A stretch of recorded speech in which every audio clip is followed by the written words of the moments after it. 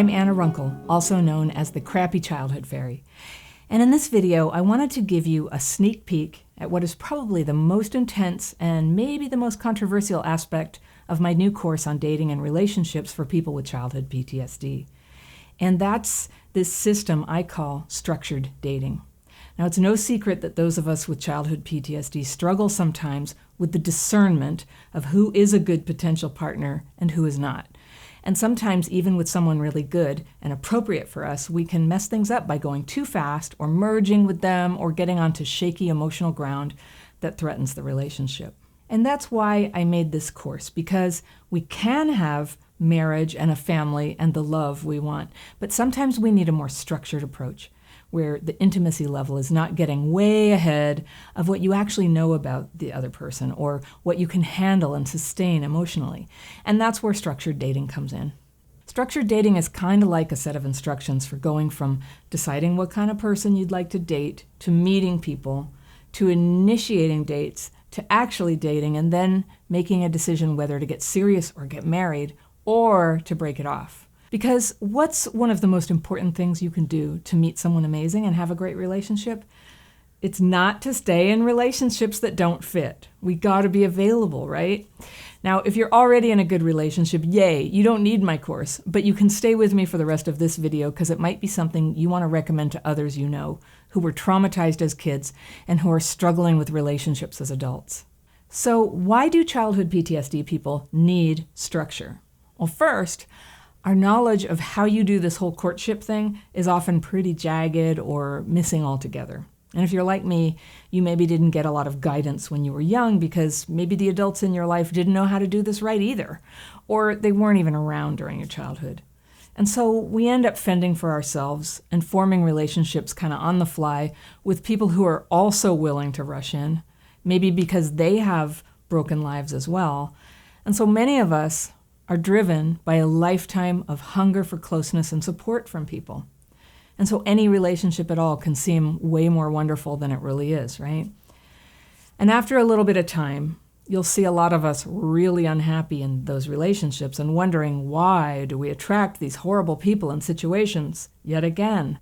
So if you're not sure whether this is you, maybe you've had some negative but some positive relationships, just kind of ask yourself, what is my pattern? And if my pattern continues, is it likely to get me the love I want, or is it likely to keep me struggling for years or for the rest of my life? Now, if you have a negative relationship pattern, you've probably already tried a whole bunch of strategies, books and workshops and therapists and videos and maybe my videos, right?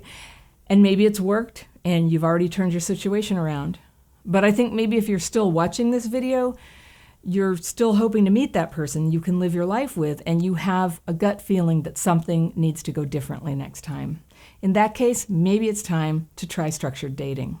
Now, structured dating can start before you've ever met someone, when you define the ideal life circumstances and the ideal person you'd really like in your life. It may seem like a stretch from where you are right now, but it's really important to know what it is you really want. And for most people, that's marriage, a full and mutual commitment with one person to build a life together, maybe a family. I find that a lot of people with childhood PTSD are uncomfortable setting the bar that high, like it's too boring or it's asking too much. So my course begins with a wildest dreams exercise. That's what it's called, wildest dreams, where you take off all the judgment and just name it, what you really want. And if it's marriage, great. That's your new bar. You've declared it. From there, you take care to make choices that support that.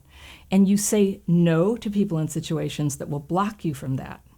And two big things that can block it are A, never even dating, and B, filling up that partner space next to you with people who don't fit what you're looking for. Maybe they have serious addictions, or they can't commit, or they're not really that into you in the first place.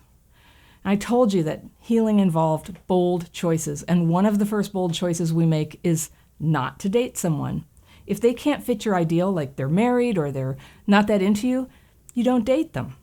It's easier said than done, I know, but that's how structured dating helps you reserve a space for that great relationship so you're ready when it comes. And you'd be amazed what a difference it makes to be ready. And when you do meet someone, structured dating gives you some guidelines so that you don't just jump in and get totally enmeshed. As it happens, going slowly and getting to know the other person a little more with each date, it not only protects you from jumping in, but it tends to inspire respect from the person you're dating as well. And healthy people get scared off by people who open up 100% right away, who have no boundaries. So structured dating helps you get some boundaries and have some clear criteria to use to determine if you should then have a second date or a third date. And it helps you also set your standards around sex, so you can take that slowly too, and not bond with someone too soon in the relationship before you've had a chance to get to know them. Now, structured dating is what I followed when I met the man who's now my husband, and it's nothing like anything I had done before. I basically had no structure before that point, and honestly, I had a lot of relationships that were in fact pretty unstructured, but I had never gone on many actual dates. My relationships were formed almost entirely because there was an attraction at the beginning, and then I'd kind of wake up and see what I'd gotten myself into and who I was all bonded with, and I'd have to start backpedaling like crazy to try to make them change into someone more to my liking, which, needless to say, is a ridiculous approach that never works. Now, why do I say structured dating is controversial? Because one of the things I suggest you slow down is the decision to begin having sex. Now, you get to decide what a good amount of time is to get to know someone first. But consider how it might help you as a person with childhood PTSD if sex no longer happened with people who didn't care about you. What if you only had sex with someone who knows you and loves you, is committed to you, and can handle whatever emotions come up for you around getting close? It's like night and day, actually. Sex with people who are not there for you, as much as we're told we're supposed to be okay with that, it's like hell on wheels for people who have been hurt around trust and abandonment. Talk about dysregulating, right?